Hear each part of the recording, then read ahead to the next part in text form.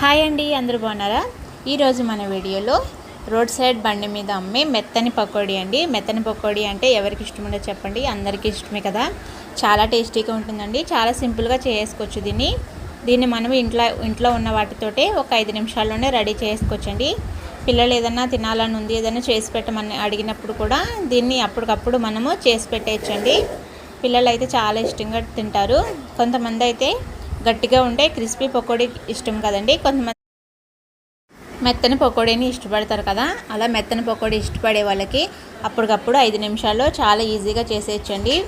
పిల్లలు అయితే చాలా ఇష్టంగా తింటారు, తప్పకుండా ట్రై చేయండి. చాలా సింపుల్ రెసిపీ అండి ఇది. తక్కువ ఖర్చుతోటే పిల్లలకి మనం ఇంట్లోనే హెల్తీగా చేసి పెట్టుకోవచ్చు. ఈ రెసిపీకి ముందుగా నేను చూడండి ఈ విధంగా చిన్న చిన్నగా ఆనియన్స్ అయితే కట్ చేసి పెట్టుకున్నాను. రెండు ఆనియన్స్ తీసుకున్నానండి. మీడియం సైజు ఉల్లిగడ్డలు 2 తీసుకుని ఇలాగా సన్నగా కట్ చేసుకున్నాను. తర్వాత పచ్చిమిర్చి కూడా చూడండి ఈ విధంగా సన్నగా కట్ చేసుకుని పెట్టుకోవాలి. తర్వాత కరివేపాకు కూడా ఇలాగ సన్నగా కట్ చేసుకుని పెట్టుకున్నానండి. ఇవన్నీ కూడా ముందుగా రెడీ చేసి పెట్టుకుంటే ఈ రెసిపీ మనము చాలా సింపుల్గా రెడీ చేసుకోవచ్చు.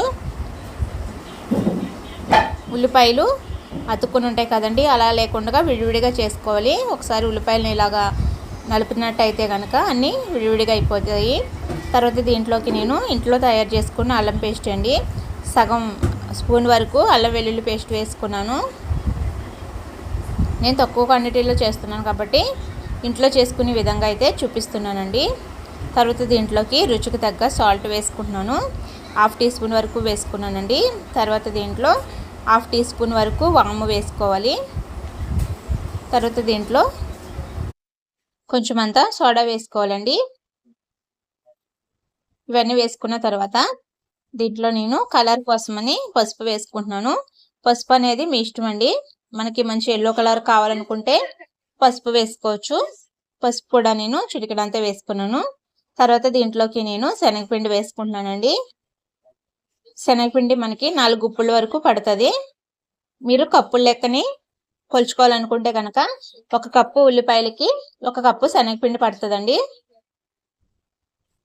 ఆ కొలతతో కూడా మీరు చేసుకోవచ్చు. అలా చేసుకుంటే కనుక ఈజీగా ఉంటుందండి కొత్తగా చేసే వాళ్ళకి. తర్వాత దీంట్లో కొన్ని వాటర్ వేసుకుంటూ దీన్ని ఈ విధంగా కలుపుకోవాలి. పిండిని మనము గట్టి పకోడీలా కలుపుకోకూడదండి, గట్టిగా ఉండకూడదు. మనం మిర్చి బజ్జీలకి ఎలా వేసుకుంటామో పిండి లూజ్ కానీ ఆ విధంగా లూజ్గా కలుపుకోవాలి దీన్ని. నేను ముందు 2 గుప్పులు వేసానండి, తర్వాత ఇంకో 2 గుప్పుల వరకు శనగపిండి పట్టింది. దీంట్లో ఆనియన్స్ మనకి చాలా తక్కువగా కనపడతాయండి. శనగపిండి ఎక్కువ ఉండాలి, మెత్తని పకోడీ కాబట్టి. దీంట్లో కొంచెం సోడా కూడా వేసుకున్నాను కాబట్టి గుళ్ళగా వస్తాయండి. చాలా మెత్తగా ఉంటుంది పకోడీ అయితేనే, చాలా టేస్టీగా ఉంటుందండి. పొల్లు లేని ముసలోళ్ళు కూడా చాలా ఇష్టంగా తినేస్తారు.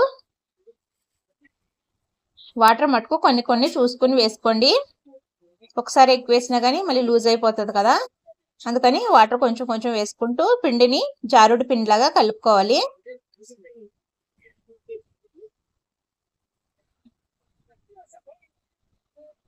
మా సైడ్ అయితే ఇది ఎక్కువగా రోడ్ సైడ్లో అమ్ముతూ ఉంటారండి. సాయంత్రం 4-5 అయ్యేసరికి గట్టి పకోడీ, ఇలా మెత్తని పకోడీ, గుడ్డు బజ్జీలు, టమాటా బజ్జీలు ఇవన్నీ కూడా వేసి అమ్ముతారు. చాలా టేస్టీగా ఉంటాయండి. చాలా సింపుల్ గానే ఇంట్లో కూడా రెడీ చేసుకోవచ్చు ఇది. ఇప్పుడు నేను చేసిన క్వాంటిటీకి మనకి ఇంట్లో 5-6 తినొచ్చండి. చూడండి, దాన్ని ఒక 5 నిమిషాల పాటు పక్కన పెట్టుకున్న తర్వాత కొంచెం గట్టిగా అవుతుందండి పిండి. ఇది చూడండి ఇలా గట్టిగా అయింది కదా. స్టవ్ మీద ఆయిల్ కూడా పెట్టేసుకున్నానండి. ఆయిల్ కూడా వేడైపోతుంది. మీడియం హీట్ అయిన తర్వాత దీన్ని ఇలాగ కొంచెం చేత్తో తీసుకుని ఇలా చిన్న ముద్దల్లాగా వేసుకోవాలండి. ఇలా విడివిడిగా చిన్న ముద్దల్లాగా వేసుకుంటే కనుక మనకి చిన్న పకోడీలాగా వస్తాయి.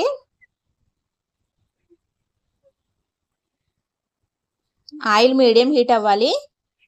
తర్వాత ఇవి వేసుకున్న తర్వాత మంట మనము మీడియం ఫ్లేమ్లో పెట్టుకుని వీటిని ఫ్రై చేసుకోవాలండి. అలాగైతేనే లోపల వరకు సమానంగా కుక్ అవుతాయి. వీటిని వేసిన వెంటనే ఇలా కదపుకోకుండా ఒక 2 నిమిషాల పాటు అలా వదిలేసి తర్వాత రెండో వైపు కూడా తిప్పుకొని అన్ని వైపులా బాగా కాలేటట్టుగా కాల్చుకోవాలండి. మరి కలర్ ఎక్కువ మాడిపోయినట్టు అయిపోకుండానే ముందుగానే తీసేసుకోవాలి. వీటిని కొంచెం కలర్ వచ్చిన తర్వాత తీసేసుకుంటే సరిపోతుందండి. ఇలా అటు ఇటు తిప్పుకుంటూ అన్ని వైపులో కూడా సమానంగా కాలిన తర్వాత మంట చూడండి, నేను మీడియం ఫ్లేమ్లో పెట్టుకుని వీటిని ఫ్రై చేసుకుంటున్నాను. ఇలా ఫ్రై చేసుకుంటే అన్ని వైపులో కూడా సమానంగా ఉడుకుతుందండి. లోపల కూడా బాగా ఉడుకుతుంది, పిండి అనేది లేకుండా. కానీ చూడండి, ఈ కలర్ ఉంటే సరిపోతుంది. దీన్ని ఇప్పుడు నేను ఒక ప్లేట్లోకి తీసేసుకుంటున్నాను.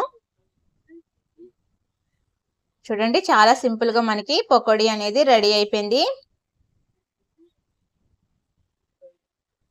చాలా సాఫ్ట్గా ఉంటుందండి, టేస్ట్ కూడా చాలా బాగుంటుంది. మీరు కావాలనుకుంటే దీంట్లోకి పచ్చిమిర్చి కూడా ఫ్రై చేసుకుని తినొచ్చండి. ఆనియన్స్ తోటైనా తినొచ్చు, దేంతో తీసుకున్నా సరే టేస్ట్ అయితే చాలా బాగుంటుందండి. ఇవన్నీ కూడా ఒక జాలి గరిటెతోటి ఒక ప్లేట్లోకి అయితే వేసేసుకుంటున్నాను. చూడండి, ఆయిల్ కూడా చాలా తక్కువ పీల్చుకున్నది. అదే విధంగా నేను మిగిలిన పిండి కూడా వేసేసుకున్నానండి. మొత్తం అంతా పిండి అంతా వేసేసుకుంటే నాకు ఇన్నైనా ఈ పకోడీ. ఇది 5గురు 6గురికి సరిపోతుందండి. దీంట్లో వాము వేసాం కాబట్టి ఈజీగా డైజెషన్ అయితే అయిపోతుందండి. వాము వల్ల గ్యాస్ ప్రాబ్లం లేకుండా ఉంటుంది. చూడండి, వేడి వేడి మెత్తని పకోడీ అయితే రెడీ అయిపోయింది. చూడండి, చాలా సాఫ్ట్గా ఉంది. ఇలా చేతితో తుంచుతుంటేనే ఈజీగా వచ్చేస్తుందండి. లోపల కూడా సమానంగా కుక్ అయింది. ఇలా ఉంటే సరిపోతుందండి. మీరు కూడా తప్పకుండా ట్రై చేసి మీకు ఎలా వచ్చింది అనేది కామెంట్ చేయడం మాత్రం మర్చిపోకండి. మీ పిల్లలు అయితే చాలా చాలా ఇష్టంగా తింటారండి. చాలా టేస్టీగా ఉంది పకోడీ అయితేని. దీంట్లో మీరు కావాలనుకుంటే కొత్తిమీర కూడా వేసుకొని చేసుకోవచ్చు. ఇప్పుడు హాలిడేస్ టైంలో పిల్లలకి ఏదన్నా చేయాలనుకుంటే కనుక ఈ విధంగా అప్పటికప్పుడు చేసి పెట్టొచ్చండి. ఎక్కువ శ్రమ లేకుండానే చాలా టేస్టీగా రెడీ అయిపోతుంది. దీంతో మనము కర్రీ కూడా చేసుకోవచ్చండి. ఇంకా మా హోటల్లో ఈవినింగ్ టైంలో ఈరోజు వర్షం పడ్డదండి. అన్నీ కూడా తొందరగా అయిపోయినాయి. టైం 7:30 అవుతుందండి. 7:30కి మొత్తం అన్నీ కూడా ఖాళీ అయిపోయినాయి. అయిపోయిన తర్వాత ఈ విధంగా అన్నీ సర్దేసుకుంటున్నారండి. మార్నింగ్కి ఈ విధంగా అయితే రెడీ చేసి పెట్టుకుంటున్నారు. పేపర్లు అన్నీ కూడా ఇలాగా ఒకదానికి గుచ్చి పెట్టుకుంటారండి. చట్నీలు ఇవన్నీ కూడా ఖాళీ అయిపోయినాయి. కొంతమంది గిరాకీ అయితే వచ్చి వెళ్ళిపోతున్నారండి, ఏమీ లేవని. కలుపుకున్న పిండిలు మట్టుకు అన్నీ కూడా అయిపోయినాయండి. మిర్చీలు కూడా అయిపోయినాయి. మిర్చీలు వేద్దారని అనుకున్నా కానీ మిర్చీలు అయిపోయిన తర్వాత కొన్ని ఆలు బజ్జీలు కూడా వేశారు, అవి కూడా అయిపోయినాయండి.